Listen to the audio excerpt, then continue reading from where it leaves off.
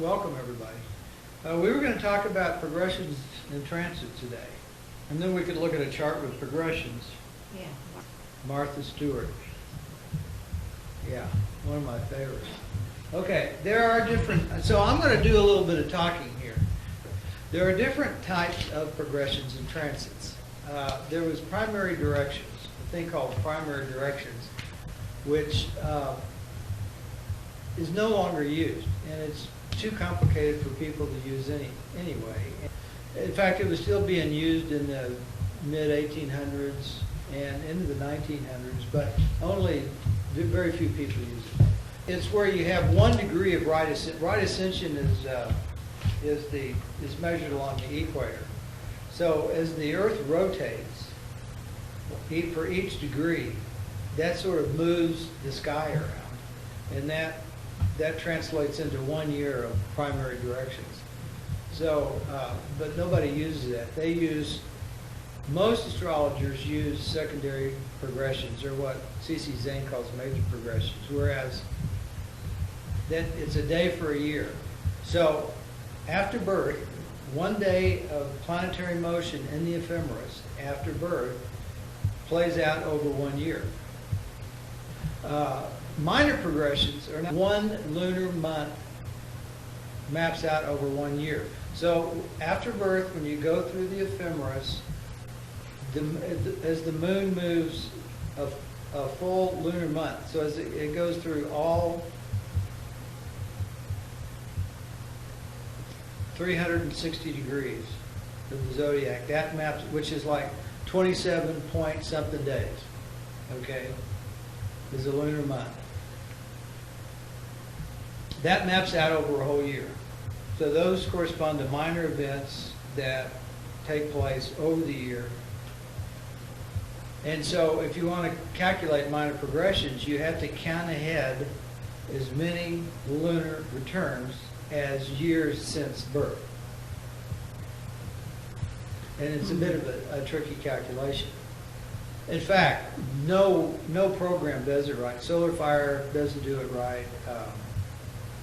I don't think any of them do it right, but the horoscope program does do it right. Because what they all use is they use 27 point and about 9 decimal places for the motion for a lunar month, and that plays out over 1 year. Well, even 8 or 9 decimal places doesn't work, so it just gets off further and further. The older you get, the further off it gets. So you have to use the C.C. Zane method for doing it. Okay, then there's transits. Transits are the easiest to use because all you have to do is go look in the ephemeris. So they're popular. And if you go look in the literature, you'll find a lot in the literature about secondary progressions.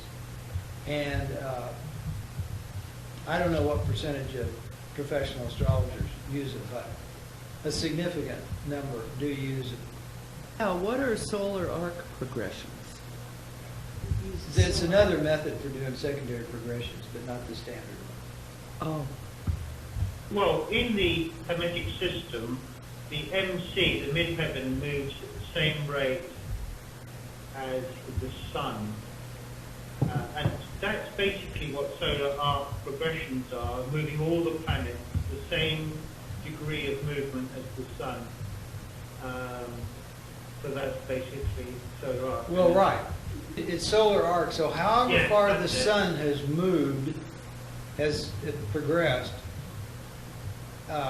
from the natal sun, they actually add that to each point. I mean, it's really a totally different way of doing it, really. Let's say the person was born on Friday the 1st of whatever month this is. This is 0 hour ephemeris, so let's say they were born at midnight. Then you can see that in 1 day, the sun moves approximately 1 degree. And the moon over here moves 14 degrees. And Mercury moves, it's kind of slow, so it's a little less than a degree. It's 57 minutes. But that varies a lot, right? That varies a lot. Venus is retrograde and moves 10 minutes backwards. So all this plays out over 1 year. So what you have to do is, if you want to progress the chart for when you're 25 years old, then you'll count ahead 25 full days Just for for all the the sun. planets. And then that will be that's the progressed position down here on the 25th. Okay, that's their major progressed position. But in general, you move ahead, 25 days for 25 years. There's positions in the ephemeris, and you can plot them in the chart. And whatever aspects they make, that's what they make. So now I'll just quickly go through you what Zane teaches. He uses majors, minors, and transits. And it's sort of a hermetic thing, because majors sort of correspond to the sun, minors correspond to the moon, transits sort of correspond to Mercury. It's kind of a hermetic thing. And majors map major events in the life. Minors map minor events, and transits, except for heavy aspects from outer planets, map inconsequential events. The orb of influence is always 1 degree, whether it's a secondary progression or a transit. Zane likes to use minor progressions as reinforcement for majors, and transits, only conjunctions and oppositions, as triggers for the transit, because they kick off a major event. Minor progressed aspects and transits are only calculated to natal and major progressed positions. Major aspects of the moon attract submajor events. In other words, a major progressed moon is not as powerful as a major progressed sun or a major progressed Mars, because it moves faster. It makes a lot more aspects. But it certainly has a significant influence, and can be a factor when you're calculating, when you're figuring out what's going on. So, in fact, here's the numbers. When you're calculating progressed astrodynes, a progressed aspect of the moon has 1/7 of the power of a normal progressed aspect. A minor progressed aspect has 127.3 the power of a normal. In other words, the comparison of how fast the moon moves to the sun. And the transit is 1/365 1/4. Well, why don't heavy planets get more power? Well, transits from heavy planets, Jupiter and Saturn, average 24 days and 60 days, respectively, and less stationary. Whereas minors can last for years, and the cumulative effect is significant. And that's a big thing that Zane points out, is the cumulative effect of long-term progressed aspect. So what gets progressed? We progress the sun, the moon, and the planets. The MC is progressed at the same rate of the sun. So wherever the sun is progressed, then you take however many degrees. That's where you use the solar arc that Michael was just telling you about. You take those number of degrees, add it to the MC, so it just moves right with the sun. It progresses with the sun, and then once you know where the progressed MC is, then for the latitude of birth or place, you can go look up the ascendant in a table of houses. You couldn't just progress the ascendant at the same rate as the sun? Well, that's not, yeah, but see, the ascendant moves at a different rate. From the MC? Oh, yeah. Definitely, especially by progression. The MC is progressed with the sun, and then you calculate the ascendant from that. Oh, for heaven's sake, okay. So the ascendant can be fast or slow. For example, a major progressed aspect of the sun lasts, it's 1 degree in and 1 degree out, right? So it's a degree of orb. So it takes a year in and a year out. Now for transit aspects, transits of the sun and Venus will last about 2 days. Transits of Mars, less than a week. Jupiter transits last about 24 days. It moves about 5 minutes a day. And Saturn about 60 days. Now Mercury by major progression, a Mercury aspect lasts about 16 months because it moves about 1.5 degrees a day. So that day plays out over 1 year. Oh, Okay, so 1.5 degrees, right. it's about 1 degree per year. So it's, but on average, it's about 16 months. 16 months, 8 months in, 8 months out. And then the Sun and Venus are about 2 years. So those aspects last about 2 years. A Mars aspect lasts about 6 years. Now these are, mind you, these are Mars progressed to some other progressed planet or natal planet, not the Sun progressed to natal Mars, because it's the progressed planet that we're talking about here. I mean, you'll have plenty of Mars aspects that don't last 6 years, or Jupiter aspects that don't last 24 years, if they're made to the natal Jupiter. But if it's Jupiter moving, or Saturn, it takes a long time. It moves pretty slow. What Zane says is that most significant events in the life aren't something that just happen over a few days. It may culminate in an event that only lasts a few days, but the build-up to that's been going on a long time. And really, if you follow your major progressions, it doesn't take very long after a planet gets within orb of a major progression for you to start feeling the effect of it in your thinking and feeling. You'll start noticing it within a few months. And this builds up. Major events evolve over a long period of time. And usually there's lots of minor events that lead up to it. And I have an example here. When we moved to New Mexico, I was under an ascendant trine Saturn aspect by major progression. It's a fairly major aspect. Saturn rules my 4th house. And it started in mid-2004 and went to January 2007.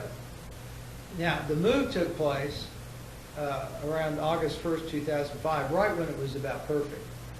But the lead up and the lead up to that, okay, was about a year, in the planning, right? At least 9 months. Mm-hmm. And the repercussions of that were significant.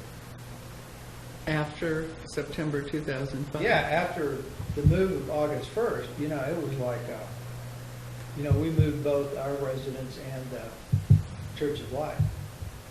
So, I mean, it's a major undertaking. Yeah.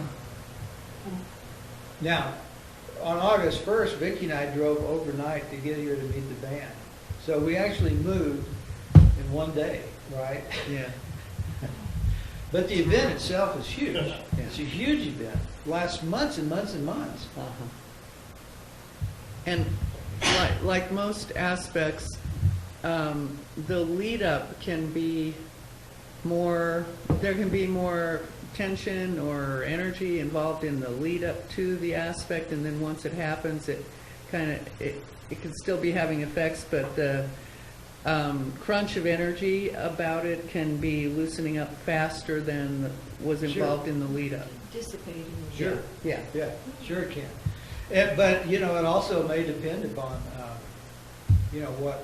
what's going on. Now, just a word on minor progressions. Computing minor progressions by hand is beyond tedious, actually. I rarely use minors. The problem with minors, either standalone or as reinforcers, there's usually a lot of them, okay? Gosh, you're going to have a lot of aspects to look at. How good minors are in terms of reinforcing, you can't really deal with minors or progressed astrodynes in any kind of, without, you're doing calculations for 24 hours a day all the time. It's just impossible. This is too much stuff. Zane's rule is that major events happen under a major progressed aspect within 1 degree when it's reinforced by a minor and triggered by a transit. Okay, well, you could, we have more, I'm not saying that's wrong, and it might be very right. And he's the best, in my opinion, the best astrologer around. But there are a lot of minors, and I find that if you just look at your majors and you keep track of them, you can start to figure out what's going on. Because he uses transits to trigger. He'll say that, the big event won't happen until there's a significant triggering transit. And he only looks at conjunctions and oppositions for the trigger. So they have to be fairly significant. What Zane teaches is that a progressed aspect builds a temporary stellar aerial across the astral body, connecting the two, actually 4 terminals normally. Like if it's Sun trine Mars, then there'll be progressed Sun, progressed Mars, natal Sun, natal Mars. There'll be 4 terminals. And so these temporary stellar aerial picks up astrological energies and character vibrations that are of the same nature, that it's a tuned aerial, so if it vibrates right, it goes down the aerial, picks up all that stuff, feeds it down into those thought cells mapped by those terminals, and stimulates them into activity. From Mercury to Mercury, or Sun to Sun, and Mars to Mars, then there's only 2 terminals. And there can be a number of departments of life involved. Theoretically, there could be 4 departments of life. In the Sun trine Mars, the Sun, you have to look at the house that the natal Sun and Mars are in, and that the progressed Sun and Mars are in. So it becomes a bit of an art. But the interesting thing is that if you're careful and you log event, you can start to figure out what an aspect is going to bring. If you watch the minor events that build up to the major event. This is Martha's chart here. She's got 5 major aspects, okay? That right there is a handful. Okay? Because your job, when you do this on your chart, is to go figure out what all 5 of those things are. The start of the report was just today.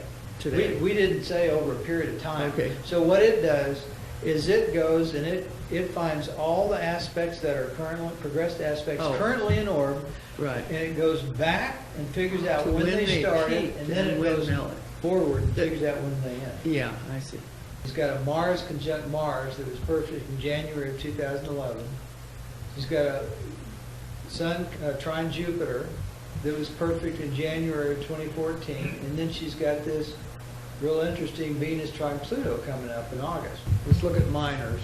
Like if we go down here to this Sun trine Jupiter thing here, we click it, we'll see that within that period, there's one minor aspect of significance, which is Sun conjunct during that period of time, from April 28th to May 25th, 2014. Sun square progressed Sun. So this way that it shows you the minors as reinforcements to the major. In other words, what minors are reinforcing what major. Well, you can see down here under Venus trine Pluto that any aspect of a minor progressed planet to one of the natal terminals or one of the progressed terminals of the progressed aspect of the major progressed is what we're considering. In other words, we want to know if during this period there are any minor progressed aspects to natal or progressed Venus or natal or progressed Pluto. And so here they are. There's 2 to Pluto and 1 to Venus. Well, the same aspect is in the majors and the minors. Venus trine Pluto. Yeah. Right. That's Venus progressed by minor progression. It's a totally different position. So, punch this button here in the Filter Transits tab that says Conjunction and Oppositions only. For just the transits. Okay. Because we're just looking at them as triggers. Filter transits, right. We're Okay. just looking at them. So then we say, okay, boom. So you can see the periods over which the major is reinforced by a minor and triggered by a transit of either a conjunction or an opposition. Would the purpose of doing this to help you kind of hone in on timing? Yeah, exactly. And, okay.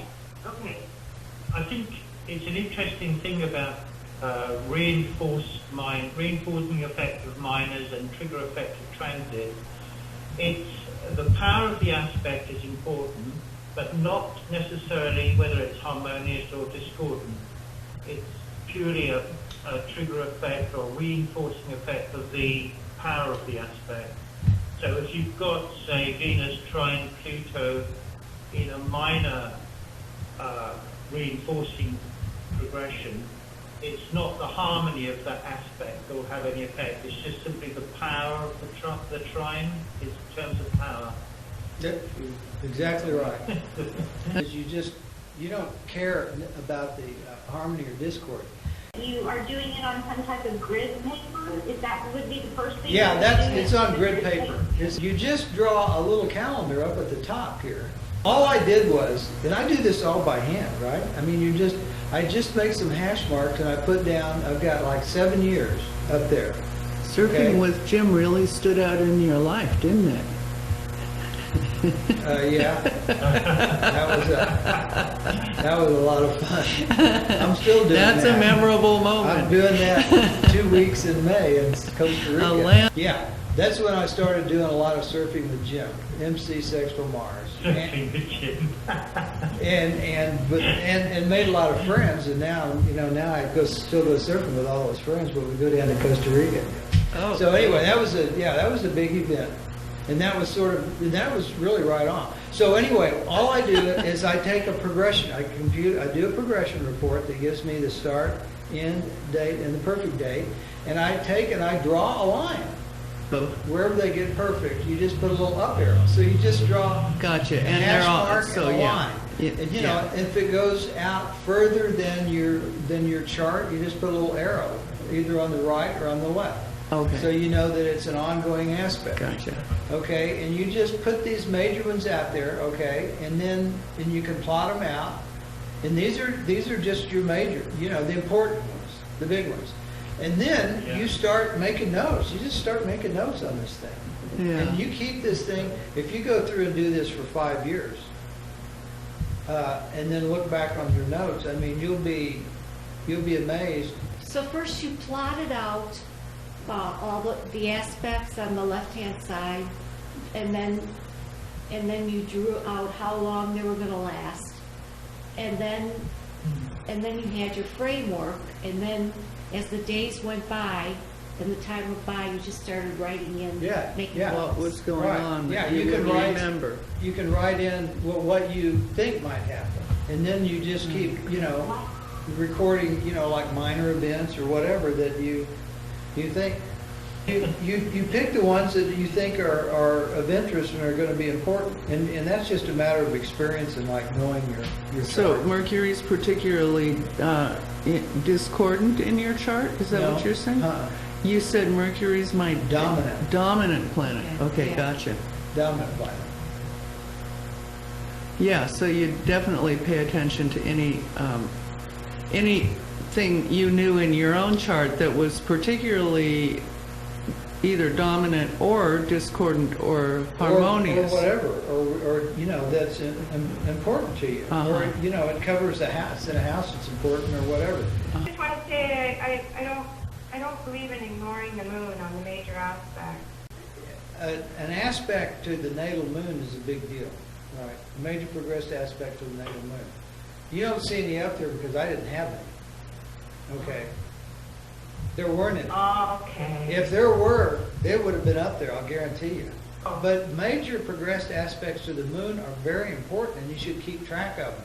You just can't do it on this. The moon, by major progression, moves through your chart. It's a big deal. The house that it's in, the aspects that it makes reinforce the other aspects. Yeah? And you need to keep track of it in your chart. You can't put it on a spectrograph. You put it in, you look at it in your chart, and you watch it move through your chart. The house that it's in, it'll be in that house for a long time, and then it'll move into another house. But the aspects made by the moon, major progressed moon, usually have a reinforcing aspect. also can have a big effect on the other major progressed aspects if it affects the same house or if it moves to one of the terminals of another major progressed aspect. Okay, so that's what you're looking for. Dane also says that you can use that energy to tune in on, so that you can use it like a rallying force, if you will. So say you've got Moon trine Jupiter or something, you can actually tune in on the Jupiterian energy. Can you define housing means rallying forces? Yeah, that's very important what Michael brought up there. Yeah. And well, here's Martha Stewart. Let's see. I'll quickly, determining the harmony or discord of a major progressed aspect is a little tricky. First of all, you need to look at the harmony or discord of the two planets that are involved natally. That's very important. If the two planets that are involved also have an aspect in the natal chart, that's really important. Okay? If Mars is square Venus in the natal chart, and then Venus goes trine natal Mars or whatever, that's good, but it just means it's better than it would have been. In other words, the Mars square Venus maps, might map certain difficulties in general over the life. During a period when Venus went trine to Mars, things would be going better than normal. So you have to look at the normal power of the chart. In fact, when you're doing progressed astrodynes, you look at the normal progressed power, the normal progressed harmony and discord of the chart. And then these things have a tendency, as they get perfect, to change that. And the other thing is that in figuring out the harmony or discord of an aspect is that what Michael brought up is what's called rallying forces. Rallying forces are when you have a significant major progressed aspect. Okay, let's say it's Sun trine Jupiter. He brought up Jupiter. So we got, this real benefic, to the extent that you tune in on that aspect, or to the extent that the aspect is so powerful that it keeps you tuned in on it, whether you want to or not, which is usually what happens. The energy of that feeds down into all the other terminals. Using rallying forces can be very important because it can make the other aspects, because the other aspects in a chart will all work out in their own time and their own event. But the rallying force, if you concentrate on this more powerful, harmonious aspect, that can feed in and make those other aspects better. Okay, you're just tuned in on that, and you can see how your attitude's different. The converse is also true. If it's a powerful discordant aspect, then you have to do what you can to tune that out, which may means that there are departments of life you have to avoid, or whatever it takes to tune that thing out. So that's what we mean by rallying forces. So let's go back and look at Martha's chart. So here's Martha's chart. This progressed to June 4, 2003. Martha Stewart, okay? She's the sort of premier Diva of homemaking. yes, Diva of homemaking. and the kitchen. In the kitchen, Okay, and I got it. everything Crafts, related to the home. Okay? millionaire. She has this thing called Martha Stewart Omnimedia, and the Martha Stewart Living Magazine is really a cool magazine. It's got all sorts of neat things for, everything from, how to make a really cool quilt to how to decorate your bedroom to great meals to cook and all that stuff.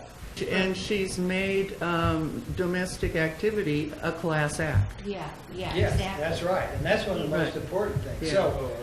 So, I like this book. I like this woman. And you should see her present because she's calm, collected, in control. I mean, she's truly a powerful woman. She's an utter perfectionist. Yes, and she's built an empire on it. Totally. And then, Michael, she got busted for insider trading okay, well, in the stock okay, market. enough talking here. Let's Oh go. no. Let's go on here. 10 Leo is her birthday. Sun conjunct Pluto. Okay, so basically, her dominant planet she's got is probably the sun. I mean, Neptune's up there too. So it's the Neptune and the sun. She's got Venus up here in the 10th house. And although it is very, very powerful, it is in an angular house. And let's see, what are the other significant things? Here's her publishing empire, is the 9th house. Venus in the 10th house, which is what she's most known for, is Quintessential woman. yeah.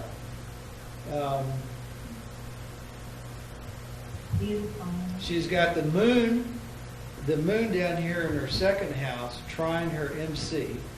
So it's constantly, moon in the house of money. Square and or domestic Neptune? things.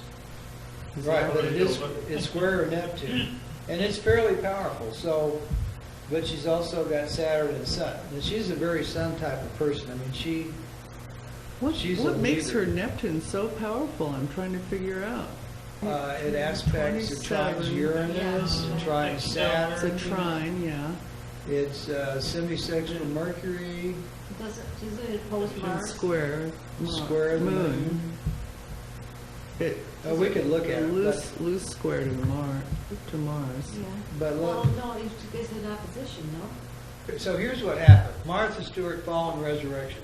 On December 27th of 2001, under a Mercury square Pluto and an MC opposition Mars, her broker tells her that that he's heard something about a company and she needs to sell. And so she tells him to, okay, go ahead and sell almost 4,000 shares of some company, right? Okay, she's in 2003 out here under MC opposition progressed Mars. Back here it was natal Mars. She's indicted almost when that aspect is almost perfect, okay? And these things tend to happen when they're perfect, okay? Then, as a result of all this, the indictment's the big thing. But the result of the indictment is being convicted of insider trading. And no, I'm sorry, she wasn't convicted of insider trading because she wasn't really insider trading. You know what she did? She lied to the feds. They asked her, did he tell you this and did you do that? And she said no. Okay? And later on, they put the squeeze on him and they got her for lying. So she told a fib. Fraudulent Neptune, that is. Yeah, there's Neptune. She told a fib and she was convicted and she went to jail. And she was in jail from, and she had, this woman had, it was like 6 months till she was supposed to start her jail term. And after a month, she got to court. She sent her lawyer down and said, I want to start now, today, not wait 6 months. So they said, okay. So they put her in jail right away. Didn't know that. Minimum security prison. Okay, so she's in there from 2004 to, she's released in, I don't know, March or something, March of 2005, she's released under house arrest, and then finally in August, she's freed and goes back to work. Now, does she sit on her hands when she's in there? No. She starts writing 2 books. She teaches all of the women in the minimum security prison to sew and cook and all that stuff. And then, as soon as she gets out, and then she's under this MC trine, that she has this Venus square Saturn. So she's got some big social issues that come up. Venus opposition Saturn? The Venus opposition Saturn, I mean. And then she's got this MC trine Jupiter and another Sun trine Jupiter out here. So in this period of time, in nothing flat, she publishes 2 books. She starts a TV series. She has the TV appearances. She gets Emmy nominations. And her Martha Stewart Living magazine is going full bore. So she comes right back, Now, her life isn't all good. So she has things that happen. If you go read about her, that you can see this Venus opposition Saturn in her private life. But so here's an example of how to draw, sort of in a spectrograph, but with just key things and line up events that happen in the life. The next three charts here are all stuff, it's just right out of Progressing the Horoscope, which is really a great book because learning these things helps you to understand your natal chart much better. Any progressed aspect to the sun in your chart affects your vitality, significance, and authority. So, you know that's going to happen. So as soon as you get a progressed aspect to your sun in your chart, that's what you have to watch out for. You either have to take advantage of it if it's going to be harmonious, or take whatever precautionary actions are required if it's not. Sometimes you have to, kind of buck up a little bit, and you got a discordant aspect to the sun. And it helps so much to know what's going on, because if you know what's going on, you know what to do about it. If you're not looking at your progressed aspects, then you're never quite sure what's going on. And you'd be amazed that if you've ever done, I for a while actually practiced astrology professionally, and when you get people, you sit them down and you ask them what's going on in their life, they have no idea. I mean, they really don't know. They might, if something just recently happened to them, they can tell you that. But they can't see the patterns in their life at all. Yeah, There's things there's significant things that are going on in their life over a certain period of time, that when you're talking to them, they don't even think about it. They don't even remember it. And they just don't see these larger patterns. But then when you work with them for a while and you start mapping these things out and say, oh, yeah, wow, I forgot all about that. That is kind of a big deal.